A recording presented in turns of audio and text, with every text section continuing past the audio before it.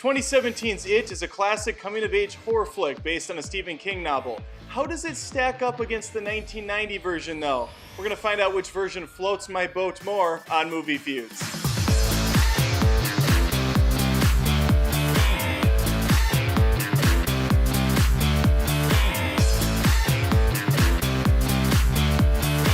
Since the 1990 It was a made-for-TV two-part miniseries, it had a nice assortment of network talent. Night Court's Harry Anderson, Simon & Simon's Tim Reed, who was also later in Sister Sister. He apparently likes to take on roles that have redundant titles. The highlight, outside of the villain Pennywise, is easily the late John Ritter. Unfortunately, none of the acting is very good. It comes off like a bad soap opera. The first half of the movie works much better as it's more focused on the kids. Seth Green and Jonathan Brandis give the most memorable performances, but they pale in comparison to the work done in the 2017 picture. There's definitely not as much star power on display, but it doesn't matter, as the kids in the self-titled Losers Club really sell their roles. They talk how me and my immature buddies talked when we were 13. It was relatable. Stranger Things' Finn Wolfhard was also appropriately cast here and the most recognizable for me. The whole tone of this film mirrors that of the Netflix aforementioned series. More time is dedicated to Beverly Marsh's character, played by Sophia Lillis. At one point, Richie jokingly refers to her as Molly Ringwald, a spot-on reference as she looks very similar. Let's stop clowning around though and get to the main attraction. I'm sorry. Tim Curry was basically the sole reason It worked on television. He scared neglected children around the world as they watched him on TV behind their parents' backs. He was far more clown-like too in both appearance and mannerisms. If Bill Skarsgård couldn't make women fawn all over him like his brother Alexander can, then he's gonna have to scare the fuck out of them instead. This is very much a Jack Nicholson to Heath Ledger Joker comparison here, as Curry and Skarsgård play these parts very differently. The makeup and lighting is also far more dramatic in 2017. It's hard to believe any child could think this clown is even remotely friendly. Hey kid, you wanna come down in the sewer and play with me and get your arm fucking ripped off? Everybody floats down here! We're having a good time. Get down here! Sorry, that wasn't cool. That wasn't cool. Just come on down. I want to eat you.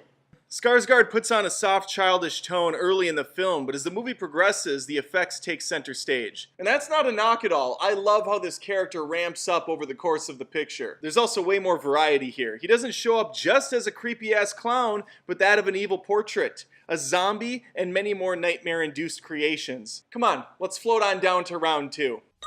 The story of It, or lack thereof, is certainly rife with metaphors. Fighting your fears, confronting them, and such. And we follow this group of miscreants as they have to band together to take on their greatest obstacles. Alone they are weak and easy pickings for a mysterious creature that gets very little backstory. All that's known is he feeds on fear and he's old as shit.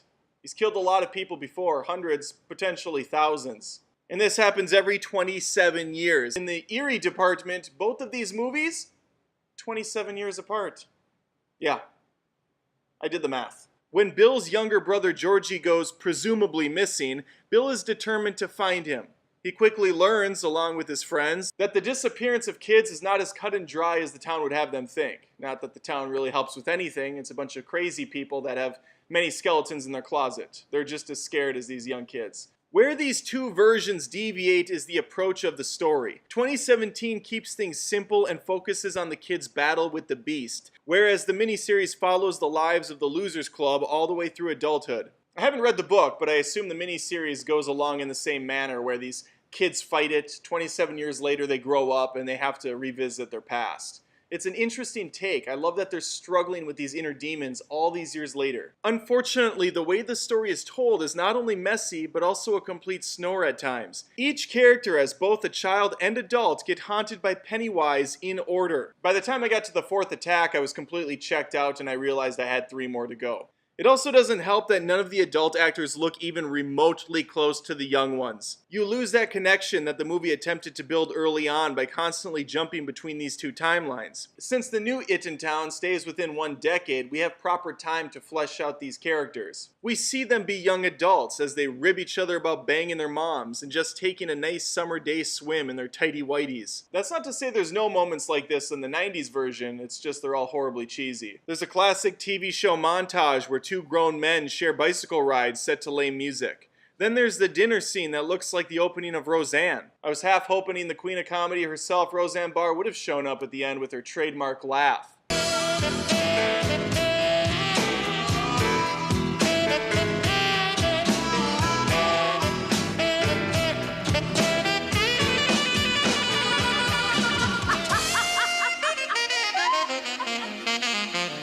Guess I'll have to stick around for it to go back on TV, which it is. They're bringing Roseanne back. They're bringing everything back. Might as well. We have no original ideas left in the world. I'm not going to beat around the dick. 2017 had this feud in the bag the moment I got done watching it. So talking about action and effects, yeah, that's just like pouring salt on a severed arm. Fun fact, I had no idea 1990's It was a miniseries. I remember seeing the video at my local movie rental store but never pulled the trigger on the purchase. I finally watched it for the first time last week and was amazed by how bad the quality was. I kept saying, wow, this looks like a straight-to-TV affair. It turns out I was spot on.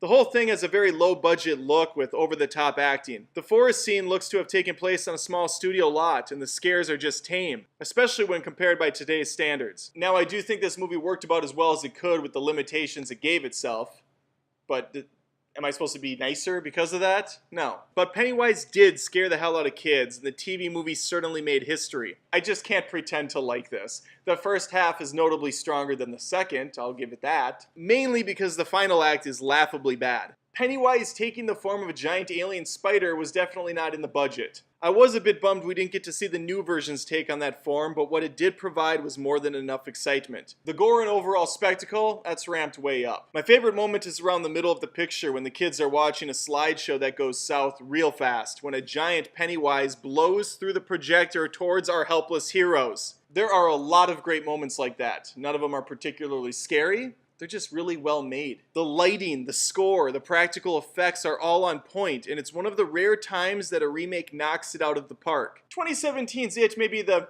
new kid on the block, but it feels right at home.